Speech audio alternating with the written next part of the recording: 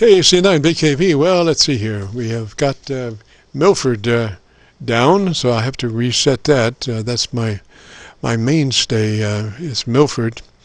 They do such a great job. It's one of the great SDR locations in the country, I think, Milford. And there's a place out in California. I don't know if you might be familiar with that, but it's called Half Moon Bay SDR repeater out in California, by San Francisco, I think it is.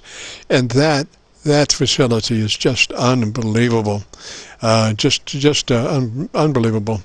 And so, you know, that when sometimes we would do communications on 80 meters to California at 3 o'clock in the morning, and they could hear me just fine, but nobody there could make the trip back this way, which is unusual because usually you think that a pass going out would share the same pass coming back. Paths, you know, but that's not necessarily true. Sometimes they take two different paths, and you can make it there, but they can't make it back because they can't get on the same path for some reason.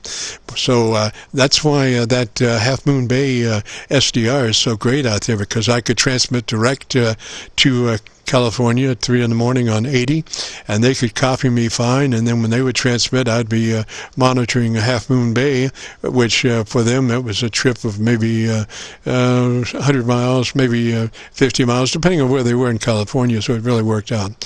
Anyway, this is KC9VKV, the Friday afternoon Qso-Vlog net.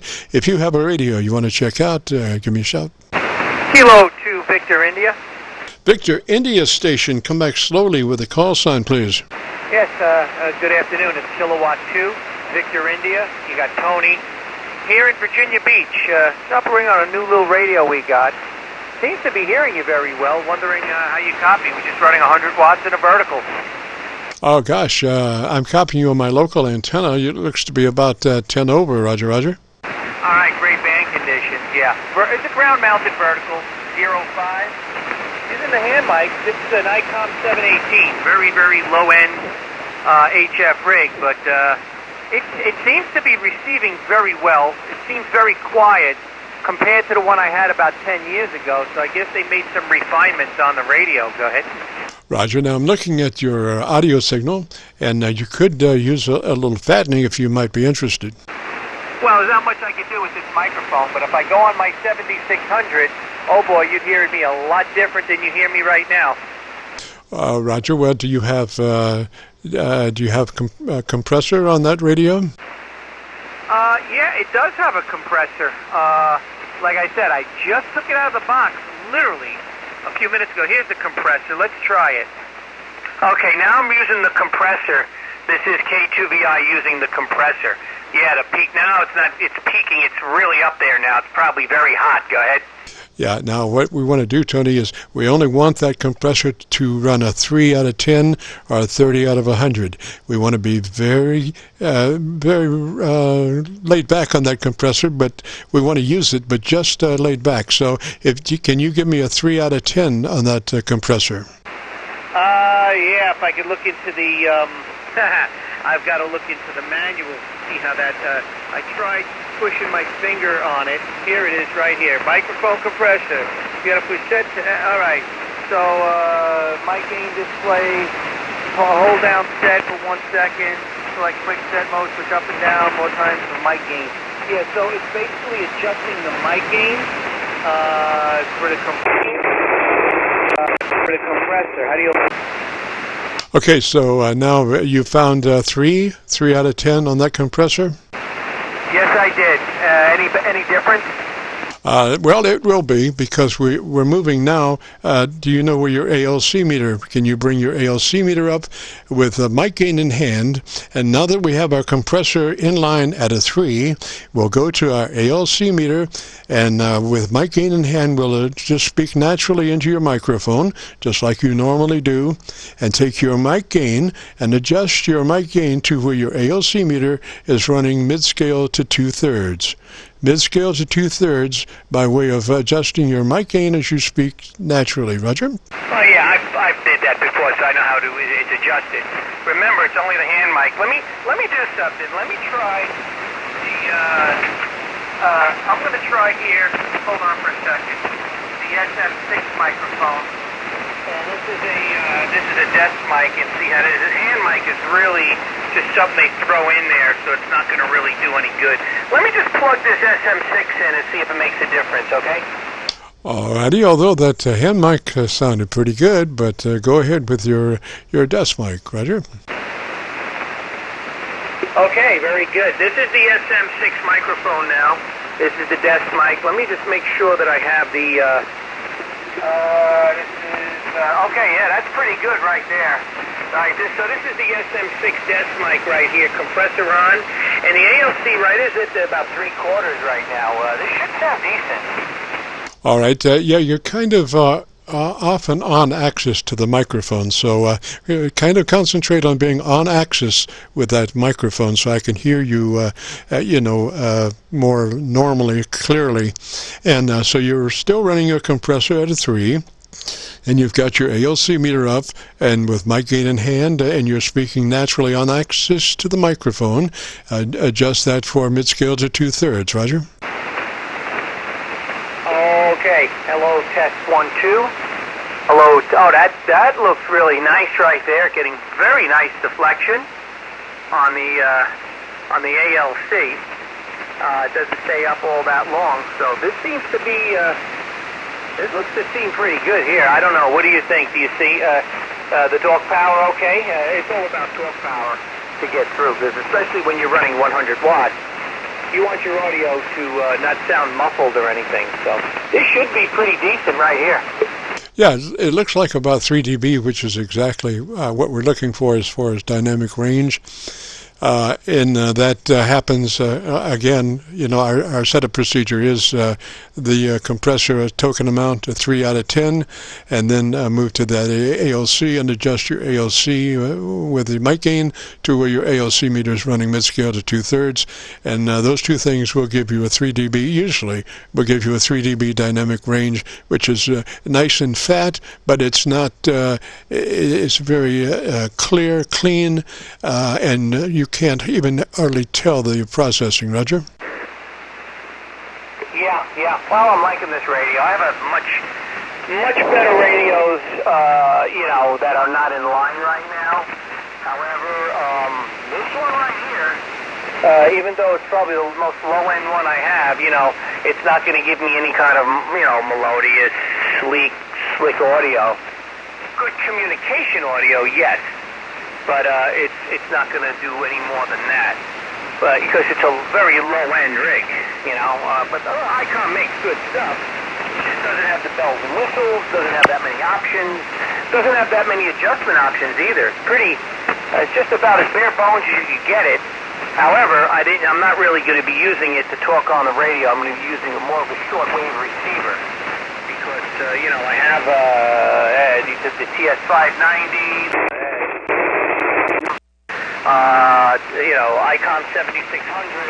I got a couple of nice rigs, 7410, FTDX 3000 Yaesu. So, I got some rigs that I can make sound really good.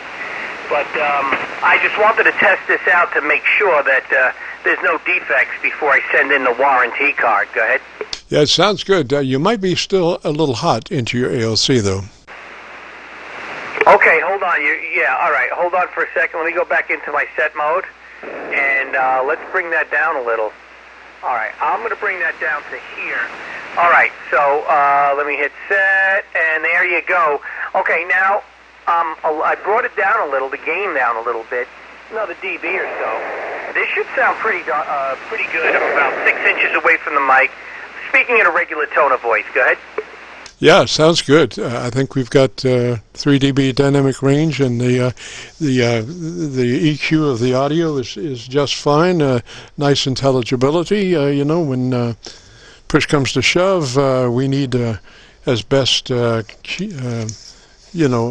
articulation that we can get, so folks can hear us when we're under 1,000 tons of noise, or in QRM, or if we're being QRM'd ourselves. Roger. absolutely, and there's a lot of that going on intentionally. So, yeah, you have to make it over all the garbage. Getting like CV sometimes. But, yeah, I appreciate your help. The name here is Tony, by the way. Tango Oscar, November Yankee.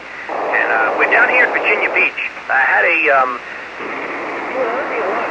had my dipole up, because I had that thing up at 90 feet. I had two huge trees in the back. And I was able to get my air cannon that I made out of PVC, rain guard, switch. And, boy, that thing shot that projectile up over anything I wanted it to. And so I got this antenna up pretty high, and this hurricane that came in a couple of weeks ago, I don't know if it was a hurricane when it came through here, but the winds were gusting around 65, which is enough, and it took down the antenna. So right now I'm using my my backup antenna, which is a 0.5 ground-mounted vertical. Go ahead. Tony, sounds like in honor of our QRM attack today, I call this one Ode to QRMer. Here's a thought to consider for my QRMer. What if I were you and you were I? Listen to me, brother, at least try. You don't know me, but yet you attack me. I've done nothing to you, so why? Think about it. It's not me to blame for this attack, but you. So I must represent something you distaste. But what could that be? Do my words cause you hate? Does my voice cause you pain? Think about it, brother. It's not me, it's your rage that's to blame. And you must get yourself under control, because if it's me you attack today, who will it be tomorrow? Some kid in the park? Yeah, that would be your style. Attack some kid in the park in the dark, because it doesn't matter to you. Just anyone will do. Your rage and hate will seal your fate. You know, I would seek help if I were you. This has been Ode to QRMer. Back to you, Tony. That was a nice poem. I like that. And it could have some validity to it, too, if you think about it. The cowards behind the mic, as they would probably be cowards attacking some young kid. So, definitely that poem has some truth to it, and it's basically saying you're a sick person and you need to get some help. Because anybody who's attacking somebody else and trying to make their life miserable, and they don't even know them, they just don't like their voice, or they just want to create problems, is probably need to talk to somebody, don't you think? Oh, yeah. You know, and considering that to other folks, they're very nice people, you know. It's just when QRMer, I see you've chosen to join us again today. I can see you hiding out there in your little room, acting out your little secret fantasy, your uncontrollable desire to be in control. But I know that you know QRMing is a negative reaction to past life experiences. And now QRMing has become a habit because it hasn't cost you anything yet. But your luck will run out. You will be found out. And everyone will know you are the QRMer. You're not the nice guy everybody thinks you are. QRMer, hear my words. Your day of reckoning is near. Your life will be ruined when you ultimately have to pay your due to society. But my brother, you've changed, now to walk in a different way. This is most dangerous, almost uncontrollable urge to control and disrupt. You have the power to help yourself by recognizing this inward hurt, manifesting in an outward attempt to seek relief through the satisfaction of hurting others. You must realize what's been done in your life is done. You have to rise above the past and seek control of your future. Rise up and start a new you. A better you, a positive you. Amen, brother. Hey, that is pretty darn good. Yeah, that'll get them, too. That's a good way to really, really get them angry. Because think about it. What you're doing is you're showing no anger. You're showing no emotion. All you're doing is reading something that you wrote, and it doesn't have any bitterness to it. It doesn't have any emotion to it. It's a poem. And it depicts them for what they are. That's pretty darn good. I gotta tip my hat to you. That is a pretty good way of going about addressing a QRMer when they're on the air. I applaud you for that. Go ahead. Well, thank you. Just the thing is that, you know, some things become habit, and QRM, generating QRM is a habit that they don't even think about it after a period of time. It's just they just do it, and they don't know why they do it. They haven't even thought to try to reason about why they want to do that. Why do they want to try to disrupt? You know, when they could be participatory, whatever. They could get involved, you know, in a meaningful way as far as communication, as opposed to just generating QRM. Yeah, well, it's good to put this in and read that to them every time. The thing about QRM is I notice when I'm on the air and they're doing it, they're usually 80% of the time, they're not effective. They're not effective at all. The people that I'm speaking to usually come over the top with a little bit of annoyance underneath. But they're not coming over them, they're not disrupting them. So I'm thinking that this is somebody who really doesn't take the hobby seriously, just got a license, maybe didn't even get a license, maybe bought a radio to use on CB that they bought off of eBay that's maybe Mars capped, you know, which I hate. Whenever I look and I'm going to buy a radio, if it says Mars modification, I don't go near it. I don't even want to see any filters in it. I want it to be bare bones, basically, unopened. But they probably bought that and then decided that, hey, I could tune this antenna up on, you know, 40 meters or 20 meters or 15, whatever, and I could jam people. Wow, this is a lot of fun. I could jam the hammer operators. And that's the reason why they usually don't have strong signals, is because they're probably loading it up on the wrong antenna, and you know something, eventually they'll burn the finals out. Go ahead. Roger, well, you know, not necessarily. I believe in mankind, and I think that, you know, if they just stop to think about it, you know, they realize that it's just, you know, there are other ways to go about life as opposed to just being a big, you know, QRMer, you know, and so hopefully, oh, well, anyway, let's, we got to move along here. Thanks for joining us, Tony. Gosh, I think you're sounding really good there. What radio, again, was that you're running? This is an ICOM IC718. It is they're on sale now for $574 at HRO. I believe that's the price. Brand new. And I tell you what, this is a slick little, well-built radio. It's ruggedly designed, not cheap. The knobs are very robust. The tuning dial, it feels like it's ball bearing. The buttons have a really good feel to them. A very well-made ICOM rig. It's just that it doesn't have the bells and whistles. The ALC is a little bit on the steep side, a little bit not adjustable.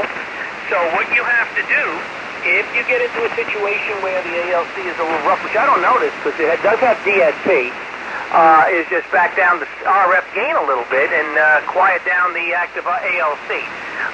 So not a perfect radio, but I tell you what, good enough to have a nice QSO with you, and it seems like the receiver's very sensitive. I really like it. Go ahead. Roger, and you were talking about the receive mode and AGC, Roger? That's what I meant. I say ALC. ALC is transmit. AGC is what I meant. Good correction. Roger, yeah. I run almost, well, no compression.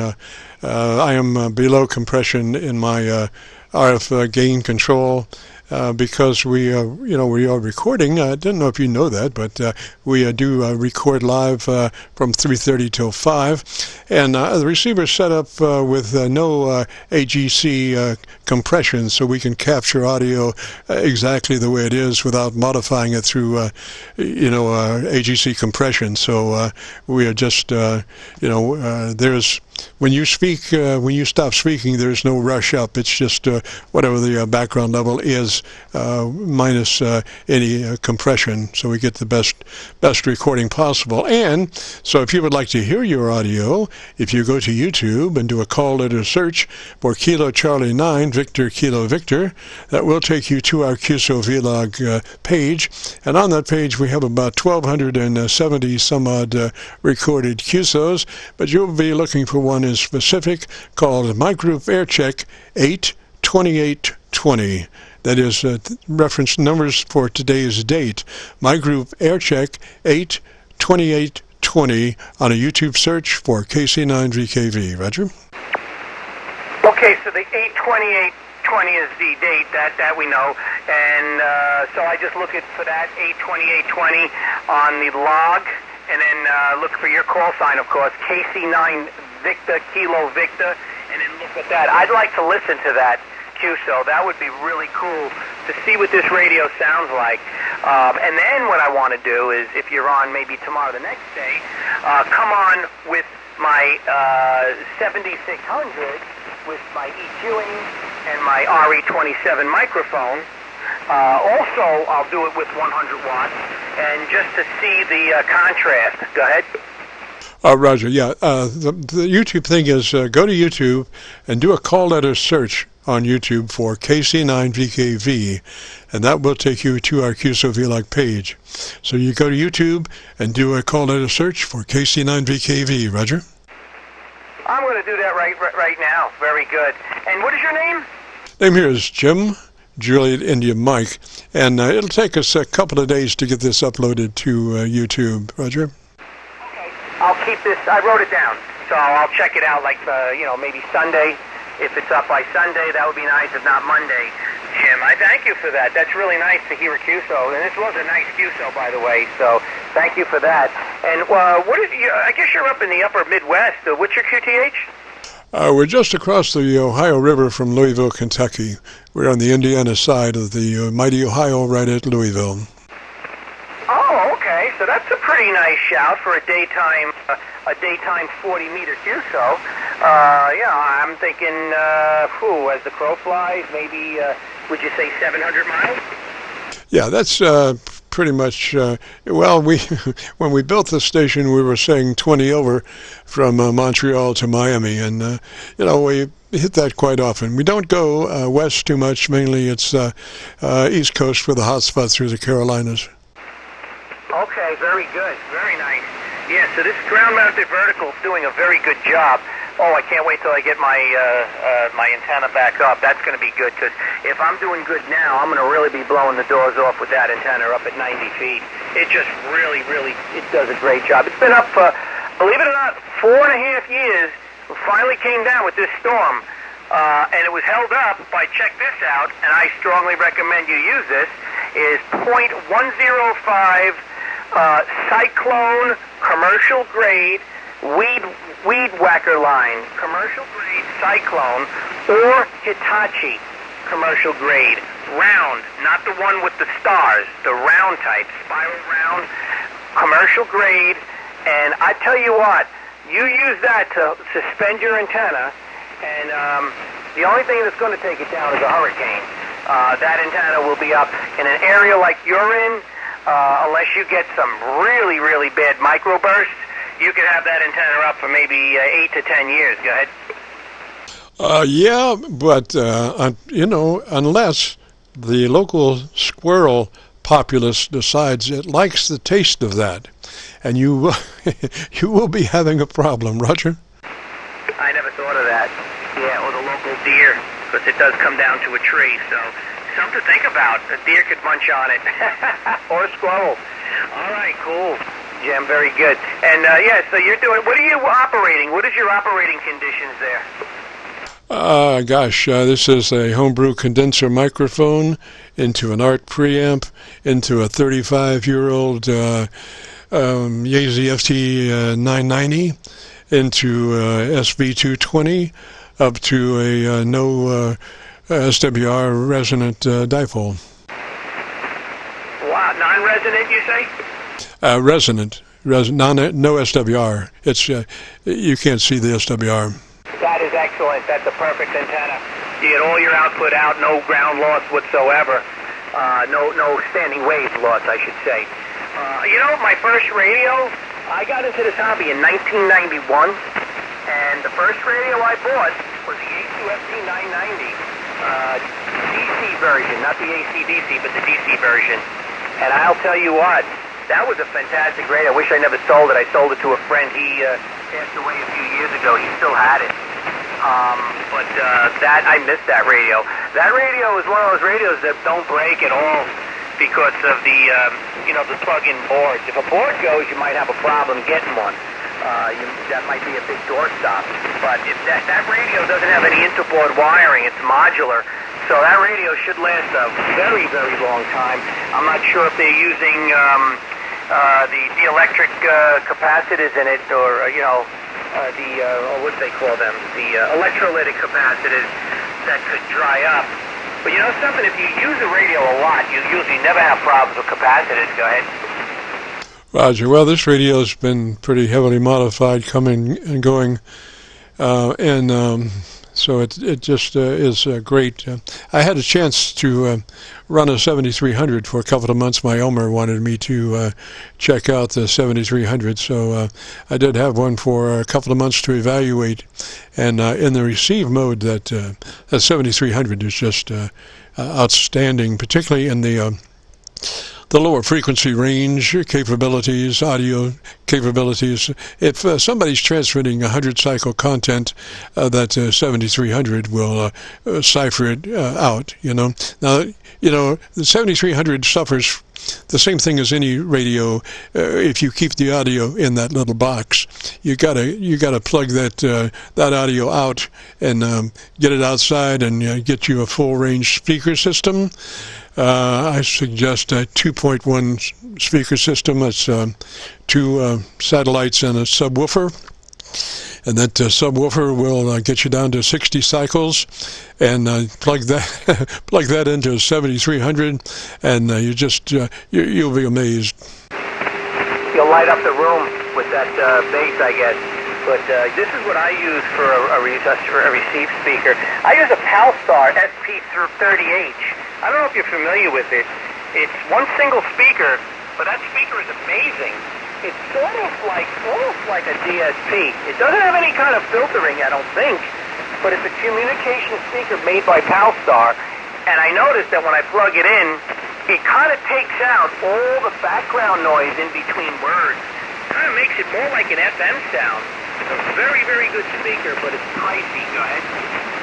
Roger. Well, that 7300 just needs a flat audio system, and that 2.1 system with a subwoofer gets you down to 40 cycles, 50 cycles in there, whereas a normal speaker system is just, can't get that lower frequency content. So that's my experience. And also the 7300, if you run it in the filter 1 position, in receive filter 1, which is no filtering, and also no noise reduction, and no what is the other impulse noise filter, get that out of there. That receiver's quite a receiver, Roger. Yeah. Really no reason to, unless you like a big radio and you like a little more options, I think the 7300 will hold its own against the big 7610, which is a $3,100 radio, opposed to right now, believe it or not, they're going for $1,000, the 7300. That's 1/3 the price of the 7410, and the resolution on the screen is beautiful. Not as big, probably not as crisp, but very, very acceptable, very nice. And it has a lot of things you can do with it. It's a fun radio, the 7300. And I think it competes with the 7610 quite a bit. If you go back and forth, anything you're going to hear, even a faint signal on the 7610, you'll be able to hear on the 7300. So it just does, it lacks the size, and it probably lacks a lot of the bells and whistles the 7610 has. But that's about it. But that's a difference that's a $2,000 difference there, Jim. Go ahead. Oh, yeah. 7610 is a unique radio in that they have a special feature called Drive. And Drive is a further audio compression scheme that just lets you, it takes off where the other normal situation ends. So you could have like 3 dB, 4 dB dynamic range, and you can take Drive on a 7610 and move it from 50% to 60, 70%. And all the time you're decreasing your dynamic range. We did an experiment with Drive that we took it all the way to 100% Drive, and it's the audio dynamic range became half a dB. Now, if you can imagine, you know, like a VU meter bouncing around, you know, well, half a dB of dynamic range is, it looks like a plate modulation meter, a current modulation meter, just quivering there right at 0 level, Roger. Yeah, very nice. Oh, ICOM makes some really stout stuff. I like the ruggedness of ICOM. You know, back in the 90s, even today, you know, Kenwood makes a good radio. There's that, you know, there's not that many to choose from. There's that mobile one that they have, the removable faceplate, which I really don't like. I don't like radios with removable faceplates that's connected with like a cable. I'm probably old-fashioned. I don't like SDR radios either. I don't want to link it with the computer. I want my computer on the side to do what I want, and you know, and it doesn't suck up all that memory and all that stuff. I like the radio. I like looking at a radio. I'm old school that way. But yeah, the Kenwood, you know, the only 2 radios they have is that, what is it, the 890. I think they still have the 990, and then the 590. So it's 3 radios. I got a 590 SG. Really good radio. It's a couple of years old. Very, very good rig.